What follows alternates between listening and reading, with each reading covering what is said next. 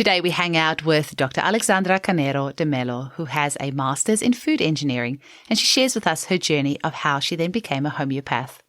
In this episode, Dr. Alex proposed a genius way for us to do scientific studies on homeopathic remedies using cell lines, which is something that will definitely be accepted by the scientific community and really go a long way to get homeopathy accepted in mainstream.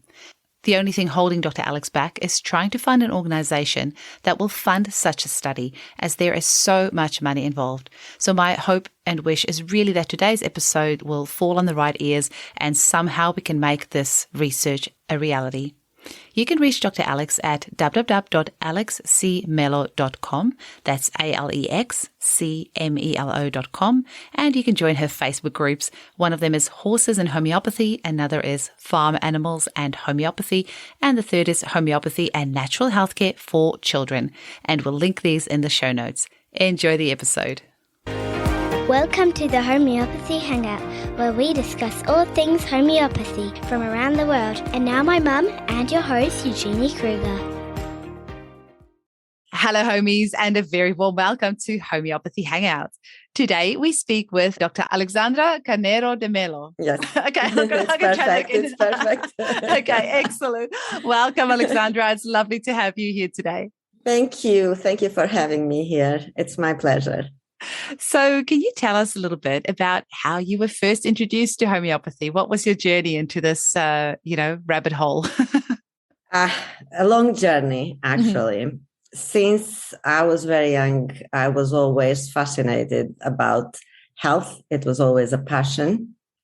And I started my academic training in food engineering because of the saying, you are what you eat.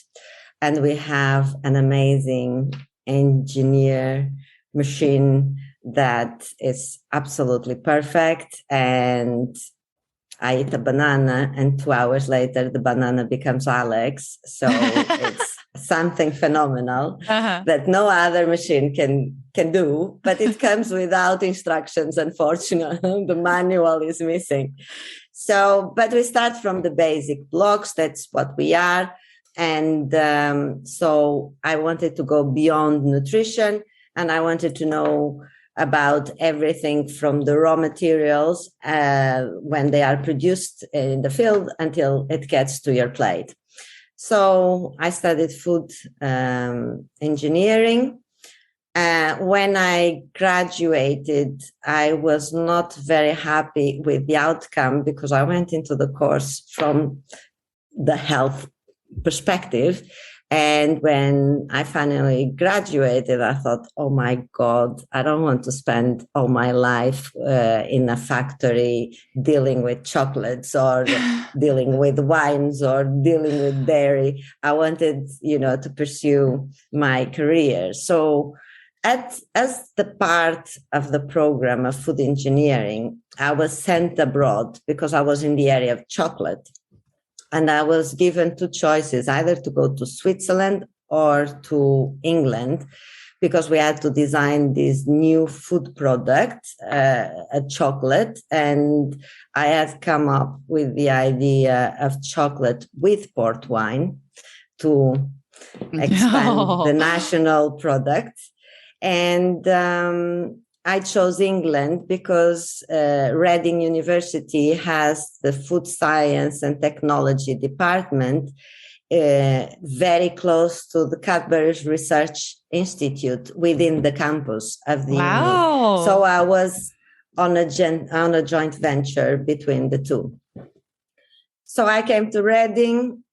I loved the life at uni there, and went back, finished my degree, and went back to Reading to do a master's on food microbiology, because now there are so many microbes that can cause serious food poison and food intoxication. So I went and I did a master's.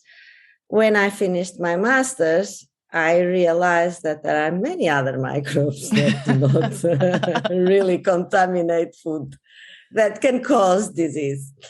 So I got a scholarship to go to King's College London, and I did my PhD on just pure applied microbiology. It went very well. I loved the life again at uni. I am a person that cannot do repetitive things. So life in research was just perfect for me. And when I finished my PhD, actually just before I finished my PhD, I was hired by Glaxosmithkline from the pharmaceutical company to do post doctoral research on a product that they wanted to increase the sales. The way it works for the pharmaceutical, at least at the time, because it's what is very expensive, it's really the equipment, and it's not worth investing for a project. So they rent the space at King's College, the labs and the equipment, and they hire the researchers. So I was able to continue at King's for an extended period of time, and while I was working for them. That didn't really go well, or at least not according to my plans, what I was expecting. It was very tough. I was very happy that I had the support of King's behind me, and I was not on a battle alone.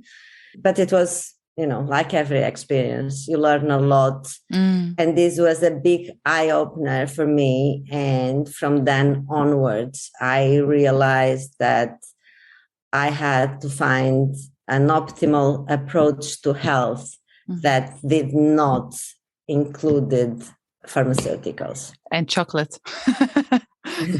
No, chocolate is fine. I love chocolate. I just did not want to work all my life researching chocolate, because I had to be focused on health. So after King's and after Glaxo, I went to Imperial College on another postdoc position, this time just studying marine pollution and the impact of different oxidative stress on a unicellular marine algae. So because the algae was just based on one cell, it behaved very much like a microorganism.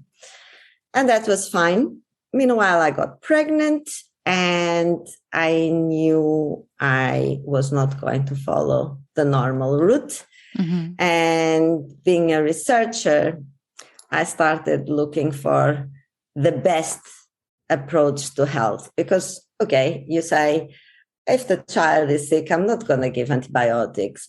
I don't really want to vaccinate as well. But you need to have a tool on your hand that you understand and you believe in case they get sick, because you cannot just cross your arms and say, I leave it to the universe to sort it out. And I looked very seriously into that. And when I came to homeopathy, that until then I have not heard about, it just blew up my mind. And as a scientist, funnily enough, it made a lot of sense. Really? That's something you don't hear often. What about it made sense for you? It's based on very strong laws of nature that are absolutely immutable, like the law of gravity. It's not based on assumptions or statements that we believe, but after a few years, it's discredited because we evolved and we realized that what we thought is true is no longer true. But as the law of gravity is immutable, and we know that it's not going to change unless we have some mass catastrophic planetary disasters affecting the gravity on Earth. Hopefully not. Because homeopathy is based on law of nature, and these laws are immutable, and if you follow them, they are actually consistent. And I think this is a massive problem, discrediting homeopathy, because when we talk about science, the first thing we do when we want to publish a discovery that we make, first you formulate the hypothesis, and then you go and you repeat the experiments again and again and again, and to prove that the results are consistent. And this is called reproducibility. And all science is based upon that. If you cannot reproduce results, it's not, you cannot make a statement. You cannot prove to be true or not. So the whole thing is based on reproducibility. And as we know, homeopathy, it treats the person and not the disease. So if Eugenie has diabetes, I am treating Eugenie that suffers from diabetes. I am not based my prescription on the condition of diabetes. And so we might have 10 people in a room infected, and this we can scientifically prove, by the same virus, but these 10 people will elicit completely different symptoms according to their constitution, according to their makeup.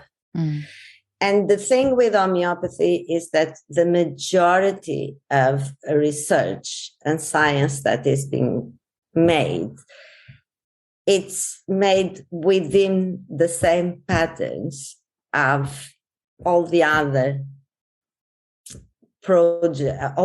with conventional medicine, because conventional medicine, you have a condition and you give a chemical in material doses, and you have to prove that this chemical is doing something to the symptoms.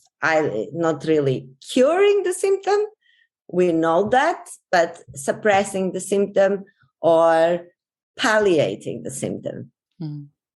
But whatever you want to call it, is relieving the patient, is improving the patient on some level. And we approach homeopathy with the same perspective, and of course it will not work, because you cannot say, we have 10 children with impetigo, 10 children infected with the same strain of Staphylococcus, and we're going to give antimonium crudum to the 10 of them, and the 10 of them are going to get well. Because each child might need, most probably will need, a different remedy. And so, we get into this ongoing debates about homeopathy. Of course, you have to prove that homeopathy works from a different perspective. If we could clone 10 people that would be handy, with the same genes, and put them all exactly under the same circumstances, with the same genetic material and in the same environment, eating the same food, which is impossible, then we could use the same approach. It's so true what you say, Alex. That is really like the thing with homeopathy. If we can just kind of somehow figure out how we can explain to the scientific community how homeopathy works. And that's why I'm so grateful to the people of the Homeopathic Research Institute, because they're doing so much work to, hopefully one day make this a reality where we can explain how and why homeopathy works. But yeah, it is easy, actually. It is? It's just that it is, at least on some level, because if you think about what I said, you cannot clone 10 people, but we can clone, we can work with bacteria. And the bacteria multiplies all from the same cell. So, and they are all in the same exact conditions, feeding exactly on the same thing.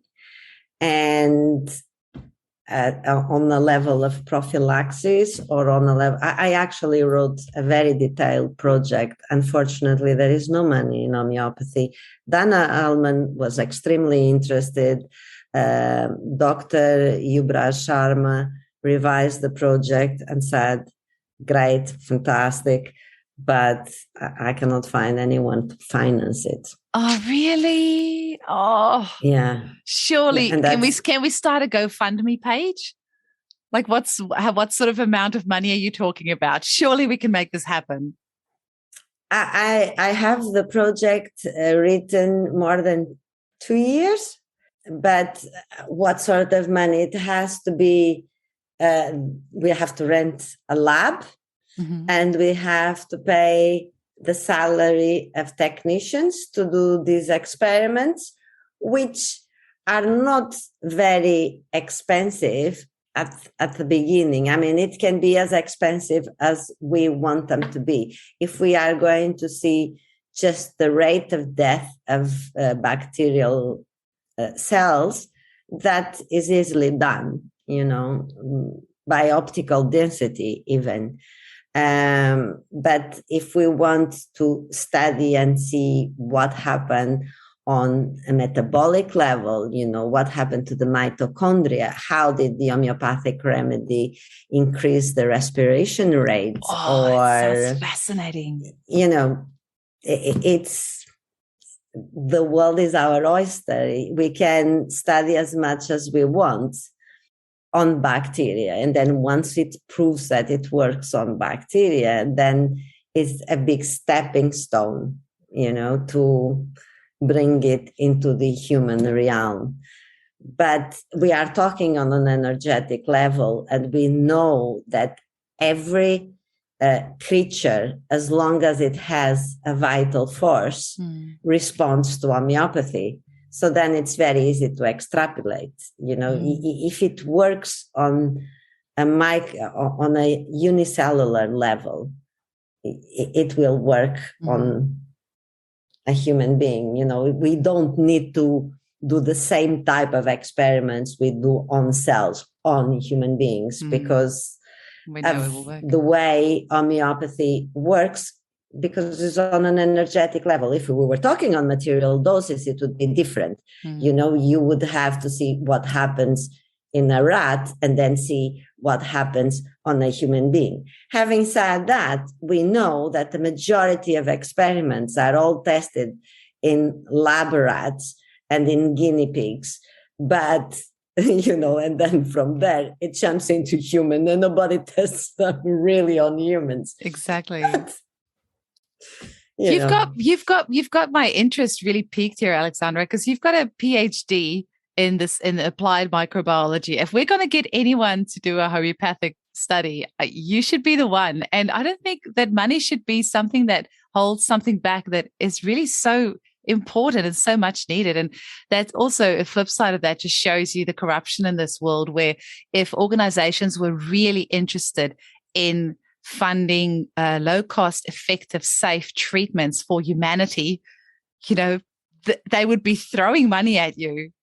If this was really the interest, if this was really what was driving people is healthcare, you would not be able to keep up with the amount of money that would be thrown at you, because this sounds like this type of study is exactly what's needed. And yeah, the microorganisms are perfect to work on. And I know there are some studies at the moment where homeopathy has been used in petri dishes with bacteria and things. I think in India, there's some studies. I have definitely seen them around.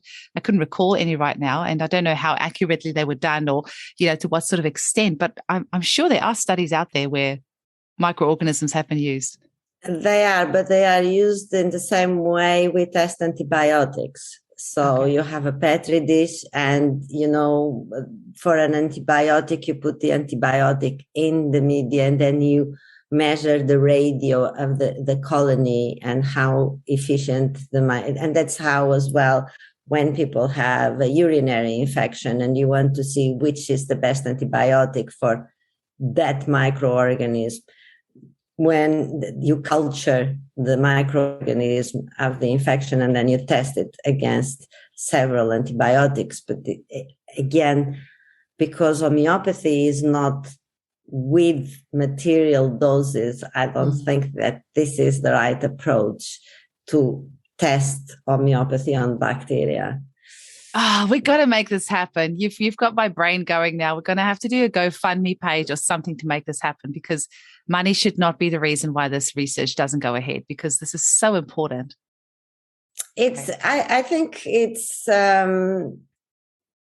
very difficult to get across people in the scientific world, because of course, you invest when you invest into research, you are expecting a profit. The outcome has to be very profitable.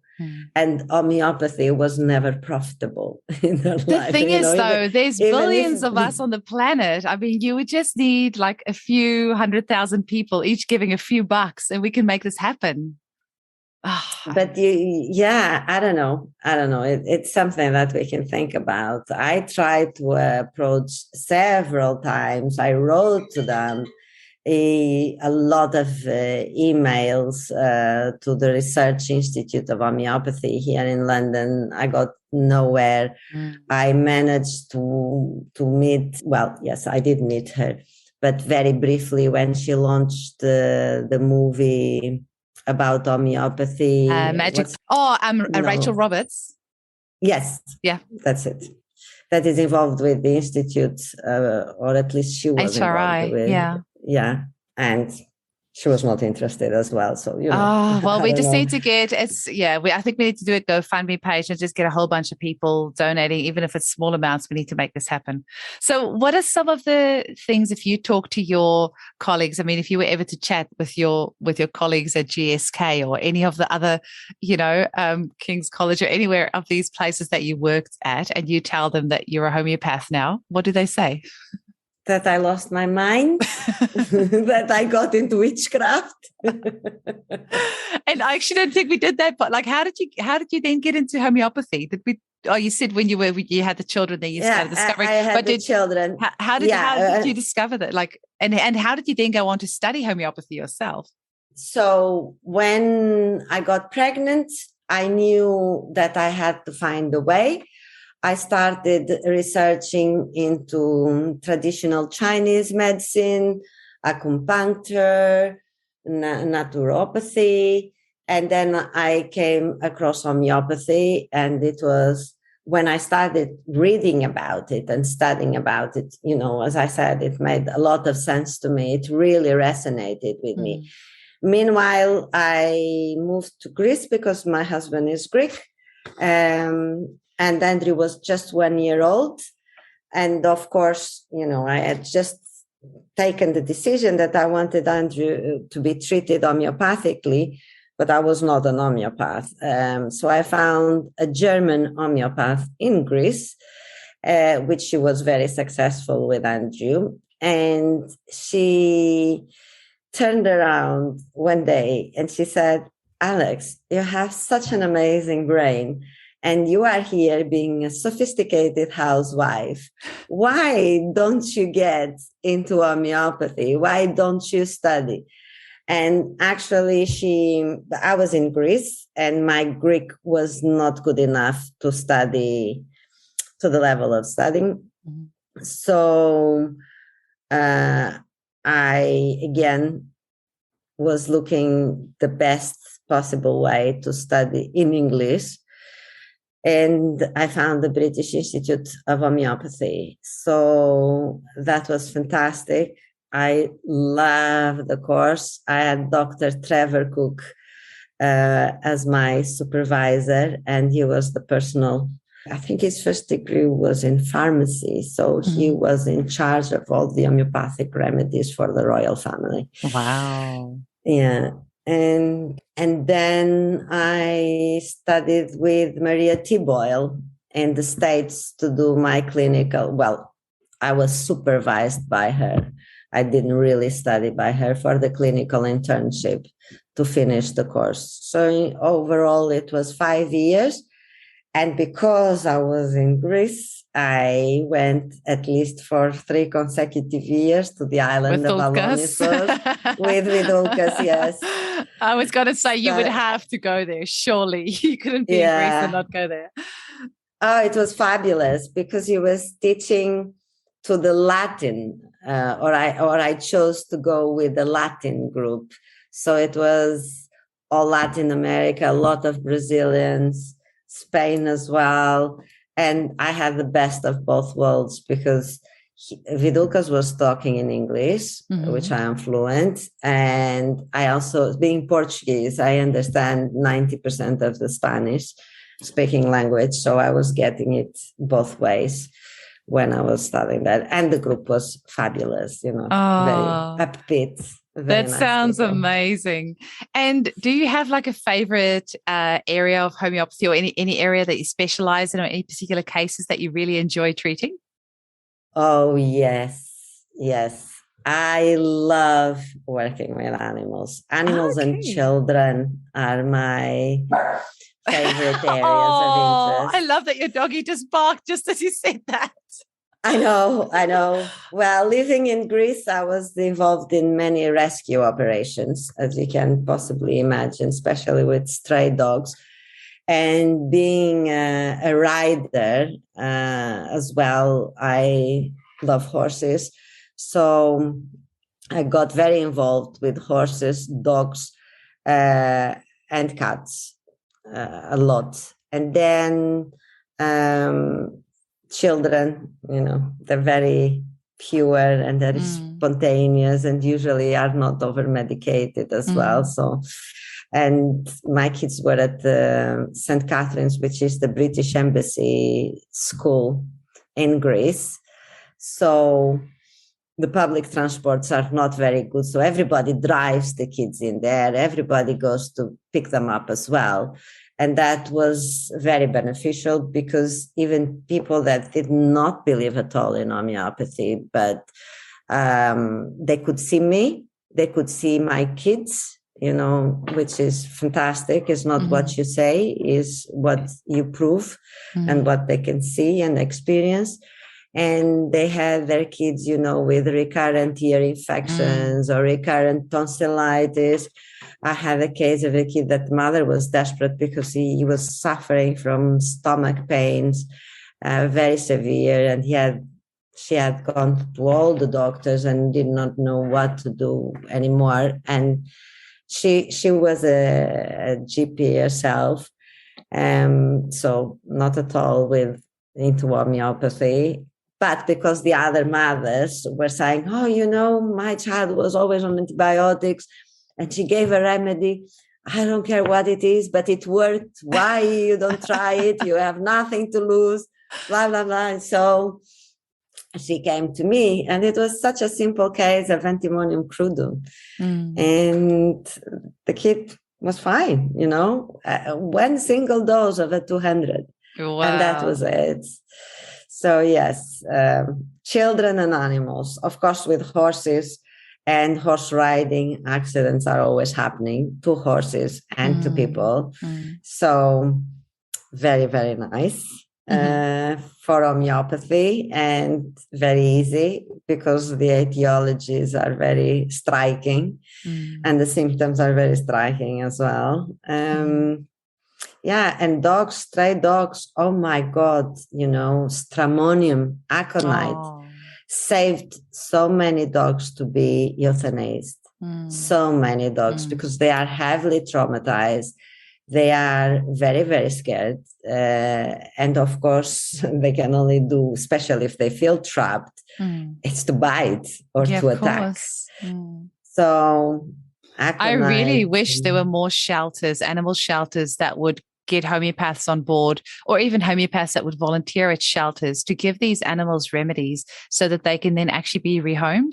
Because once you remove that fright and that shock, from that animal, or the grief or whatever it is, with the right homeopathic remedy, that animal's personality gets to actually shine, as opposed, just like we do with our human clients. So yeah, any homeopaths listening, get in touch with your local shelters and go and volunteer your time. It's fantastic because I was involved with 2 rescue. I'm still am. I work a lot remotely, even before COVID, because when I left Greece, there were a lot of people that said, no, I want to stay with you. And with the phone now, it's fabulous. You can see eruptions. You can tell to the mom to tape the tantrum or to tape a behavior. With the horses, with the animals as well. Send me the photos of the poop. Send me the photos of the lesion. Send me do a little video and just send it over. How the dog is reacting, what is he doing, or the horse, whatever. And so it works really, really well. But these operations, they pick up the dogs from the street, and then once the dog is well, they are rehomed in Germany and Belgium. And there they are very strict.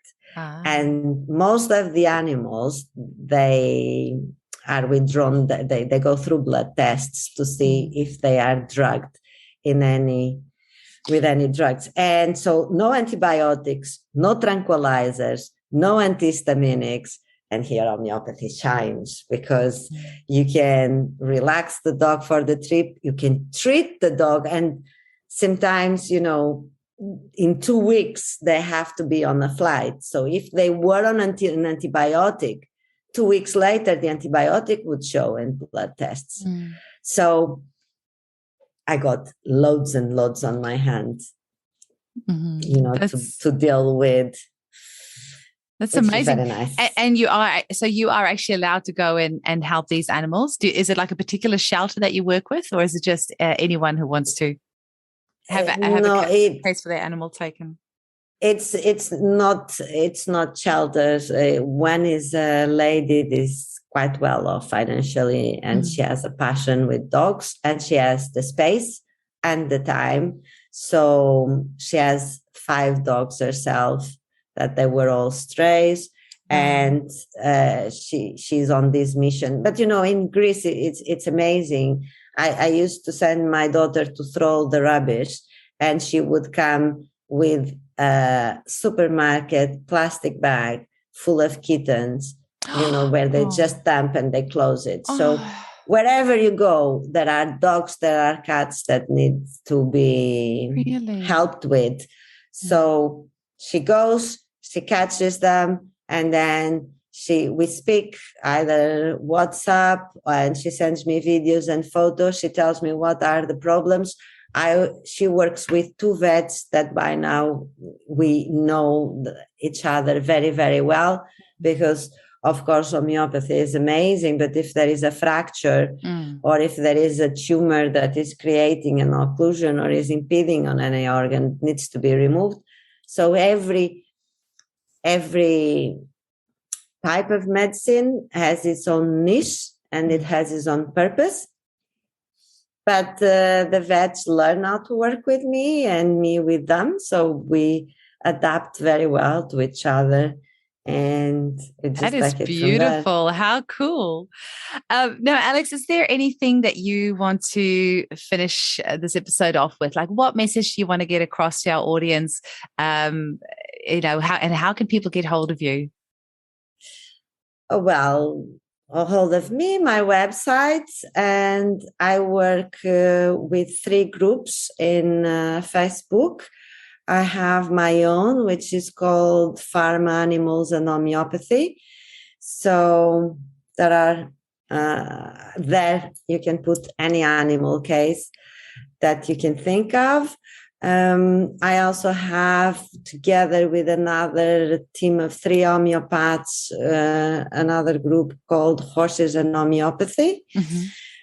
But that group is just for horses. And I work with Amanda Unner with children, natural health and homeopathy for children. So that's other 3 groups where you can find me as well. Amazing. Make sure that you send me those links and I'll put them all in the show notes so people can join those Facebook groups, right? Absolutely. Oh, so absolutely. Cool. No, very nice. And I think the main thing with homeopathy, very, very important, is to empower moms with homeopathy, but not in I don't want to say silly, but I would say not in a lazy way. Oh, you have a cold, give a cold combination. But there are 5-6 main remedies that are quite used for colds that we know that in children have a high affinity and do courses. I mean, I'm doing a course now at the end of June in 2 sessions, 4 hours. So 2 hours on a Monday, on the 20th and 27th. I wrote a book as well for this course, which was actually based on the time that I was in Greece. Because in Greece, a lot of people go for holidays in the islands. Now, these islands, there are no clinics, no doctors, conventional or not, and in many, not even pharmacies. So I kept telling to the moms, I can only help you as long as you have your homeopathic remedies with you. Yeah. So I wrote a book and I did a kit of my own while I was in Greece, and for exactly all these conditions. And moms, when they are empowered, homeopathy is difficult even for professional homeopaths that are practicing for decades.